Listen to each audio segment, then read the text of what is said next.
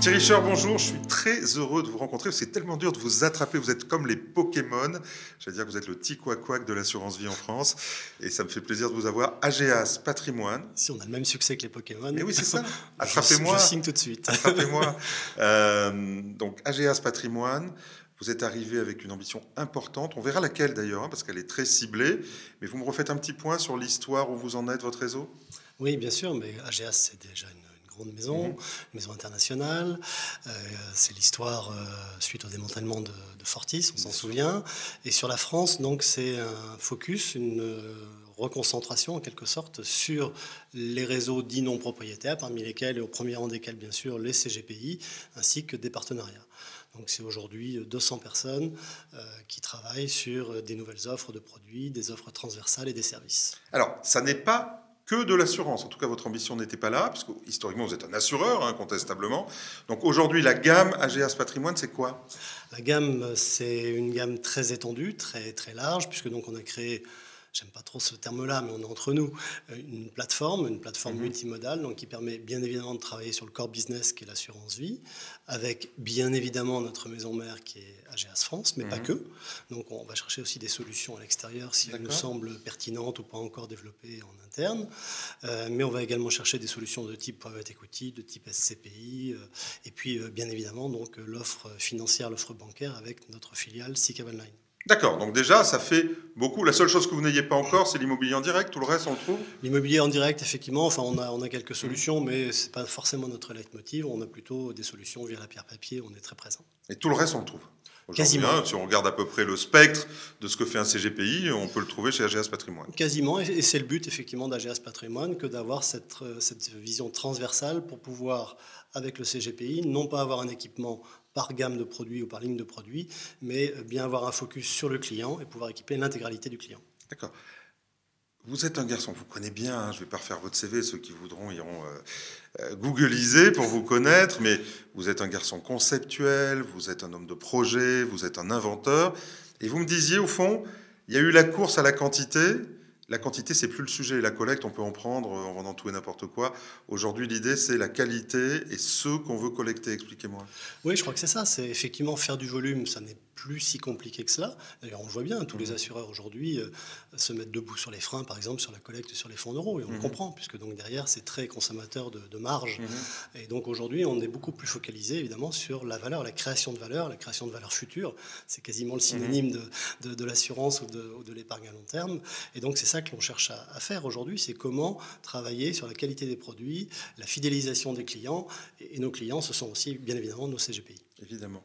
Ils ne sont pas un peu gonflés, les assureurs? Pendant 20 ans, ils nous ont vendu que du fonds en euros, et maintenant ils nous expliquent que c'est pas bien, non? Alors moi je dirais pas ça, parce que ça serait un peu craché dans la soupe, effectivement.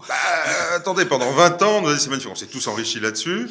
Ça n'a pas été si mal. Oui, c'était bien. Ça n'a pas été si mal. Aujourd'hui, tiens, non, c'est plus bien. Non, mais je crois qu'ils n'ont pas démérité. Et donc, à chaque époque, en quelque sorte, ces solutions. Et je crois qu'il faut savoir effectivement évoluer avec l'environnement. Aujourd'hui, quoi qu'on fasse et quoi qu'on dise, de toute façon, le fonds en euros ne disparaîtra pas. Donc, ça restera un élément essentiel et une composante importante dans les allocations d'actifs, peut-être même la plus importante. La ligne peut-être la plus importante. Donc, le fonds euro ne disparaîtra pas. Affirmation de Thierry Scheur, le jour de la Saint-Valentin, le 14 février 2017. C'est ça?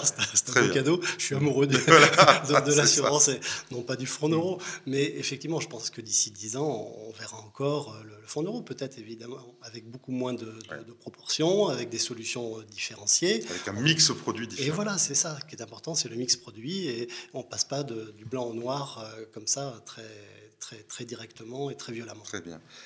Qui sont les CGP, qui sont les correspondants, les partenaires d'AGAS? Est-ce que ce sont des vieux CGP d'un vieux réseau? Mais voilà. Ou est-ce que... En fait, il y a deux questions en une. Qui sont les CGP et pourquoi ils viennent chez vous? Qu'est-ce qu'ils viennent chercher de différent? Parce qu'aujourd'hui, l'offre est multiple. Et puis vous voulez quel type de CGP? Alors, en principe, on va se rencontrer. Donc, les deux profils devraient se rencontrer. On devrait rencontrer notre marché. En fait, nous, ce qu'on cherche, et ce que cherche aussi, pas toujours de façon révélée en tout cas, les CGPI, c'est la notion d'entrepreneuriat. Donc, on cherche des gens qui sont dans une démarche avant-gardiste. Alors, certains diront disruptive, peut-être aussi, parce qu'effectivement, il faut s'adapter à l'environnement et pouvoir anticiper les choses et non pas les subir.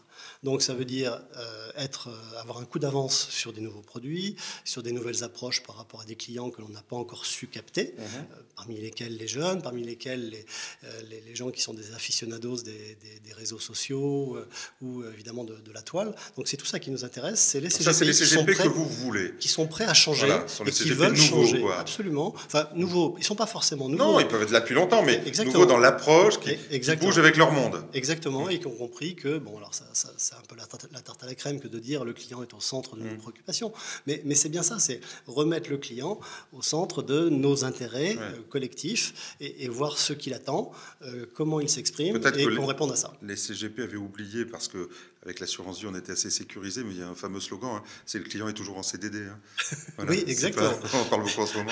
Exactement. C'est le sujet. Mais c'est ça, c'est quand on a compris effectivement que le client n'est pas une matière alors fiable. Si, bien sûr, on peut la rendre fiable, mais en tout cas, ça n'est pas du solide, ça n'est pas du permanent. Il faut en permanence le séduire. Je pense qu'on est dans une démarche de séduction. Qu'est-ce que vous leur ramenez en plus? Parce que des offres, il y en a partout.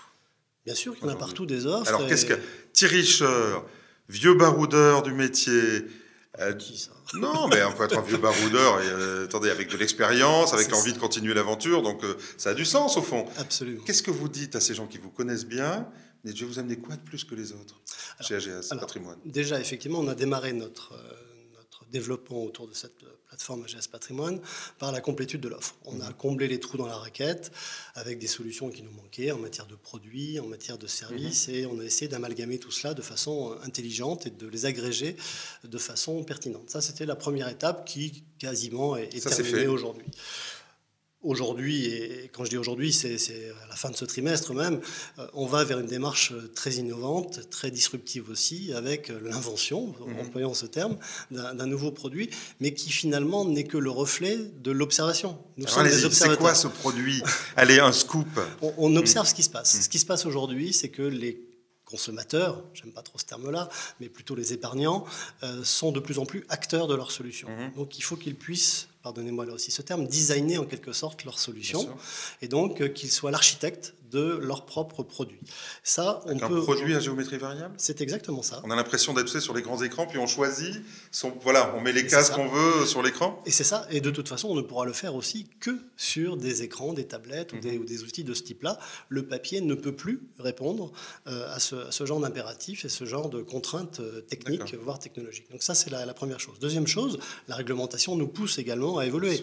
On parle de PRIPS, bien sûr, etc., de la transparence, de l'accès à l'information, la pluralité de l'information, la gratuité de cette information, etc., etc. Donc là aussi, il faut qu'on le comprenne que cette information fait partie du quotidien et qu'elle doit être accessible en permanence et que le client, le consommateur, l'épargnant doit comprendre ce qu'il a acheté. Et comprendre ce qu'il a acheté, ça veut dire aussi une parfaite transparence sur les frais, comme lorsque, par exemple, vous allez sur Amazon. Aujourd'hui, c'est la moindre des choses. Vous remplissez votre panier, vous voyez le prix du panier qui s'incrémente petit à petit. Eh bien, désormais, sur les produits financiers, et notamment d'assurance vie, c'est possible également.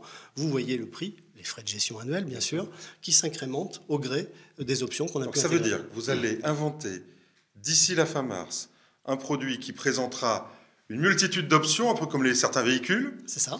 Et chacun construira son produit en allant chercher l'option, paf, paf, je mets ça sur une tablette, et vous me dites, en fonction du nombre d'options, c'est un peu plus cher ou un peu moins cher. Exactement. Donc là aussi, la parfaite transparence, et surtout, on ne coupe pas la relation avec le CGPI, parce que le CGPI saura effectivement guider l'épargnant pour dire, ça c'est peut-être utile, ça ne l'est pas, ça vous l'avez par ailleurs, parce que seul le CGPI a cette vision transversale. Comme on n'est pas papier, on pourra faire évoluer son produit. Absolument. En fonction de ses besoins futurs. Absolument. Quand on parlait de produits à géométrie variable, c'est exactement ça. Et aujourd'hui, grosso modo, on va avoir un produit.